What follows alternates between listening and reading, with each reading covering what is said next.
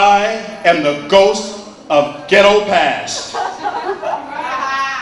For those of you who are running away from yourselves, you will not hide from me.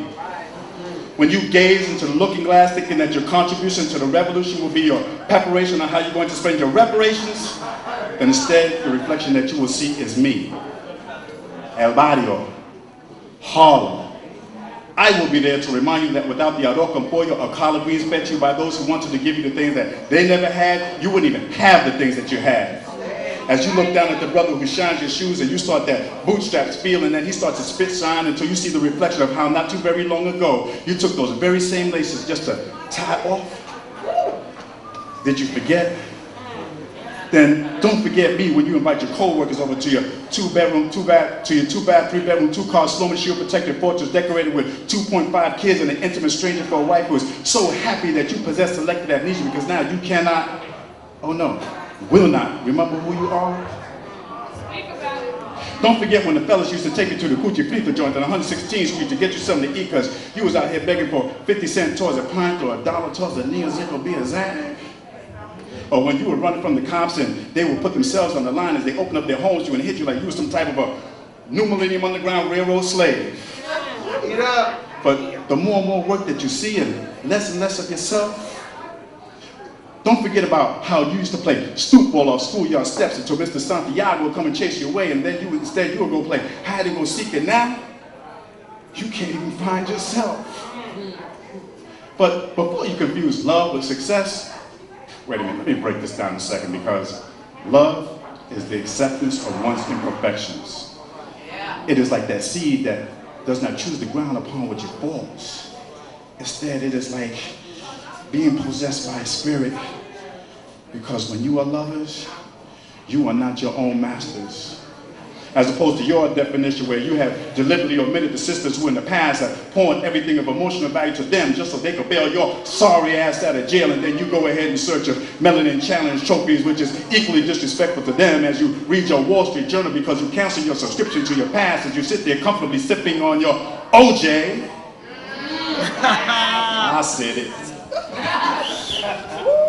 And the next time you sit down at the dinner table and you reach for your Grey Poupon, don't play yourself and act like you don't remember when dinner really used to mean mayonnaise sandwiches or Vienna sausages and rice and beans and rice and beans and rice and beans and rice and beans and rice and beans and rice and beans and rice and beans and rice and beans and rice and beans as you gulp down that imitation tang shit that your mother used to make out of God knows what.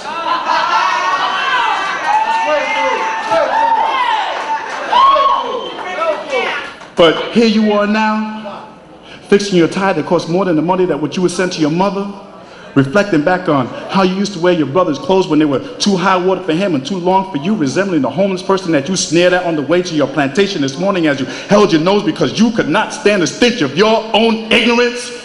How could you have forgotten me?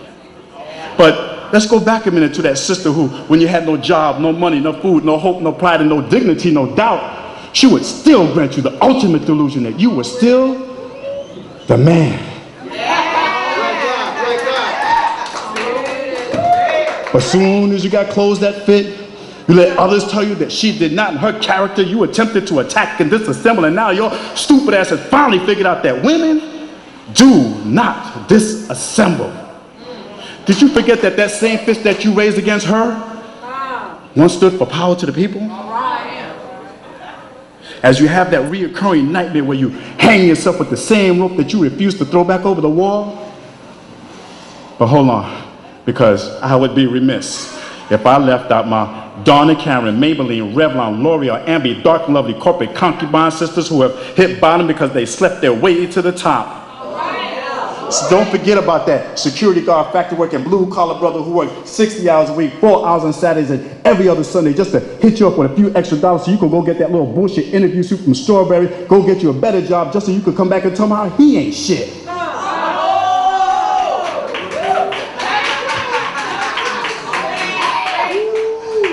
Instead, remember that man who would listen to your tears, who would kiss you into calmness when you thought that your world was falling apart, and he would remind you that God's delays are not his denials.